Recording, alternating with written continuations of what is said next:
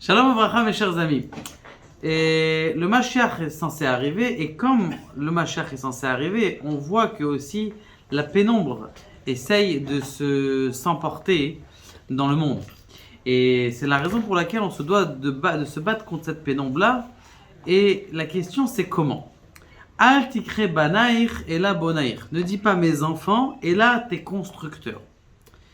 Il est marqué, un petit machal. Vous avez, j'imagine, remarqué une fois, vous connaissez ce que c'est les bus. En Israël, il fait très chaud. Et les gens, ils sortent du chouk ou ils sortent de Osherad et ils portent leur sac et tout ça. Et il faut qu'ils amènent ça dans l'autobus. Et donc, vous avez dû, j'imagine, vu un monsieur ou une vieille madame qui commence à avancer comme ça. Elle voit son bus qui va arriver. Alors que là, elle est fatiguée, elle a chaud, elle ne peut pas avancer. Et dès que son bus elle arrive, elle voit qu'il est au bout de la rue, il faut vraiment qu'elle commence à courir.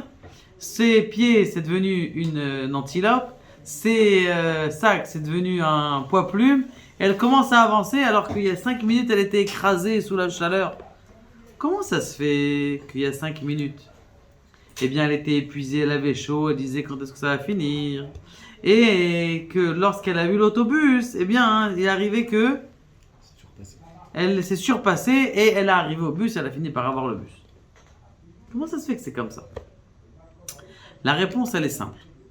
Et lorsque quelqu'un il a un ya'ad, lorsque quelqu'un il a un objectif dans sa vie qui est défini et qui est clair, première t'naï, c'est-à-dire premier élément, deuxième élément, qui sait qu'il va pouvoir atteindre cet objectif, qu'il est dans la mesure de savoir qu'il va atteindre cet objectif, eh bien la personne arrive à se surpasser.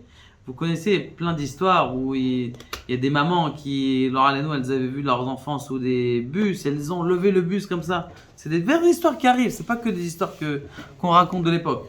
C'est des vraies histoires qui arrivent. Pourquoi?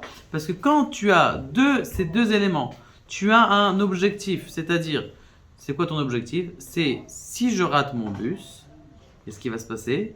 Eh bien, je vais rester à la tahana, à l'arrêt, pendant une demi-heure au chaud.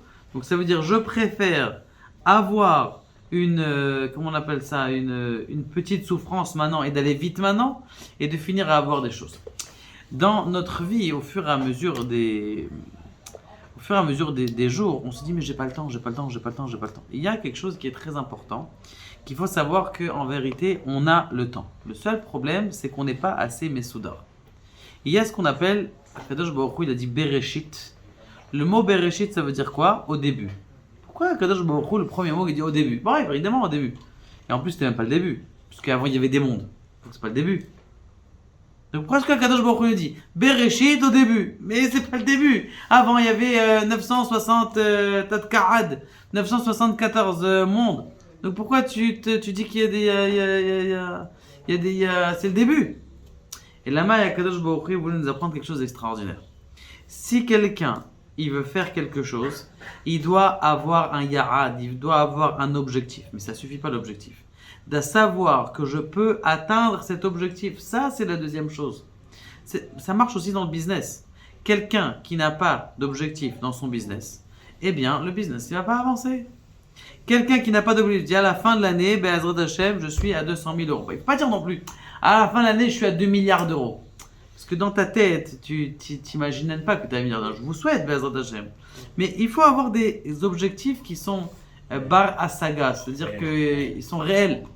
Tu sais qu'à la fin de l'année, tu peux arriver. Tu sais combien tu as investi, tu sais combien tu peux avancer, tu as une bonne idée et tu peux foncer. Mais si tu t'es pas mis d'objectif, alors ta tête, Birchal, ne va pas te mettre là-bas.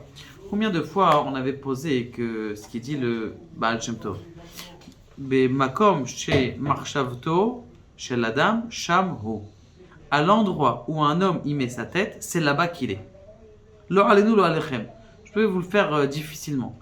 Si quelqu'un dit, oh tu sais, il a eu un deuil, où t'es maintenant? T'es dans le deuil. Et si toute la journée quelqu'un il écoute, il y a eu un mort sur l'autoroute et un mort sur le truc. Donc qu'est-ce qu'il fait? Toute la journée il est là-bas. Mais non, je suis pas là-bas, je suis au travail devant mon ordinateur. T'es devant ton ordinateur, mais t'es mechoubar avec tout, t'es rattaché avec toutes les catastrophes du monde entier. Par contre, si tu te donnes des objectifs, c'est ça ce qu'on avait parlé au début. Al tikre banaïr, c'est quoi un vrai enfant de Dieu? C'est qui celui-là qui va aspirer, qui va donner une aspiration très grande? C'est qui? C'est pas banaïr et la bonaïr. Un enfant, c'est quoi? C'est quelqu'un qui est en train de se construire, en train de construire. Et c'est ça ce qu'il faut faire lorsque chacun il fait une mitzvah. Chaque seconde, chaque moment, chaque instant. Il faut qu'il sache qu'il est en train de construire une pierre dans le monde. Je vous le fais à l'envers. La Vera, la même chose. Je vous raconte une petite histoire sympa. J'ai entendu du Rav Glazer hier. Il y avait un monsieur, un gabaï, shemesh de la synagogue. Il dit oh, Rico, je m'en vais, j'ai une journée. Je m'en vais dans le nord, je vais faire comment on appelle ça, de mon petit-fils, je vais faire la coupe de cheveux chez Rabbi Shimon Bar Yochai. Si ça te dérange pas, s'il te plaît, est-ce que tu peux garder que tous les minyanim ils sont à l'heure, qui commencent bien à l'heure, Rodou Lachem Kitov, et les horaires, tout est bien. Juste, je te demande, je te donne toutes les clés. Une chose, s'il te plaît. Une chose, s'il te plaît. Ne rentre pas dans le bureau. Je dis pourquoi je rentre pas dans le bureau? Qu'est-ce qui se passe? Je dis écoute, Internet, ils sont pas venus encore Rimon pour l'arranger, pour mettre le filtre. Et donc, si ça te dérange pas, tu rentres pas dans le bureau. Je veux pas, c'est interdit ça sur. Même moi, je m'interdis de rentrer jusqu'à ce qu'ils viennent, ils mettent ça et Bezrat Hashem, on pourra. Bon, le type il dit, il voit que tous les minanim sont à l'heure, les gens ils sont au courant. Il a changé le café, il a mis les petits verres, les petits gobelets, il a mis les papiers toilettes, tout, Baruch Hashem, tout ce qu'il fait, il a lavé un peu le parterre. Magnifique, je m'embête, qu'est-ce que je vais faire? Bon, je vais aller. Il gloche à l'internet. Bon, il va, il commence à taper, papa, et le téléphone il sonne. Bon, il regarde pas, le téléphone il sonne. Il sonne, bon, il regarde pas, tout ça. Bon, à la fin, il dit tiens, je vais regarder le téléphone. Il regarde le téléphone, 17 appels. C'était qui? C'est le gabaï. Il a répondu ok, t'as essayé de m'avoir? Il dit oui, qu'est-ce que tu fais? Je te dis de pas rentrer dans le bureau. Il dit mais c'est pas grave, j'ai rien vu. Il dit mais si, tu sais tout, il y a des pancartes, vous savez, dans les synagogues, ou les horaires, comme ça, maintenant, ils ont mis la télé pour mettre les horaires. Il dit maintenant tout ce que toi t'as vu, les gens là-bas en bas, dans la synagogue, au lieu de voir les horaires, ils ont vu tout ce que t'as regardé sur internet. Quelle boucha, quelle honte, tout ce qu'il a regardé, tout le monde a vu ce qui s'est passé. Il dit c'est bizarre, bidou que la même chose. On est en bas. Oh tiens, qu'est-ce qu'on a fait? Bon, on fait rien du tout, on fait des bêtises, on fait une mitzvah ou rien, on fait pas. Dans le ciel, il y a des malachim qui sont là, ils sont sur leur écran. Celui-là, il est en train de jouer à la PlayStation, l'autre il fait des bêtises, l'autre il fait des mitzvot. Ah, c'est bon, là, on est en train de construire le Beth Amikdash. Chaque seconde que quelqu'un il avance, eh bien il doit savoir, ou même le contraire, quelqu'un qui s'empêche de faire une avéra, c'est 100 fois plus grande qu'une mitzvah. Vous savez ça? Celui qui s'empêche de faire une avéra, c'est pas 50 fois plus, c'est 30 fois plus qu'une mitzvah. 30 fois plus qu'une mitzvah. T'as mis le tefillin, Hazak. T'as tourné les yeux, 30 paires de tefillin. D'où je sais? Bah c'est très simple. C'est marqué la Anchil ou Aveyesh. Il dit le Rabbi Gaon, le Rabbi de Eliyahu Mivilna. Le Gaon de Vilna. Il dit comme ça. Il dit les Anchil ou Aveyesh. Yesh c'est deux lettres. Shin et Yud. Shin c'est 300. Quelqu'un qui fait du bien dans le monde, eh bien il va arriver à 310 mondes. 310 mondes. Pourquoi 310? Pourquoi pas 300? C'est mieux, c'est rond. 400 ou 310. 300 mondes, Keneged, le fait que tu te bats contre Yetzirara, et 10 mondes pour le fait que tu fais du bien. Donc ça veut dire, si 10 divisé par 300 divisé par 10 fait.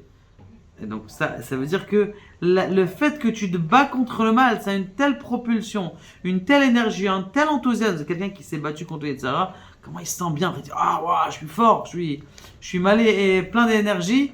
Et ça, mes chers amis, c'est ça ce qu'on doit faire à l'époque du Mashiach. L'époque du Mashiach, c'est deux choses. En 3. Première, on a dit avoir un yad, avoir un objectif. Bonaïr. La deuxième chose, mes chers amis, d'accord, d'avoir un objectif qu'on peut atteindre. Et la troisième chose, de savoir que quand quelqu'un il fait quelque chose, il est géré par en haut, il est visionné par en haut, et en plus qu'il est visionné par en haut, eh bien on construit et on est content en haut quand quelqu'un il a fait un billet, il a fait une bonne action, les malachim ils sont fait ouais génial, c'est mieux qu'un goal de Zinedine Zidane. Baruch Adonai l'Olam Amen.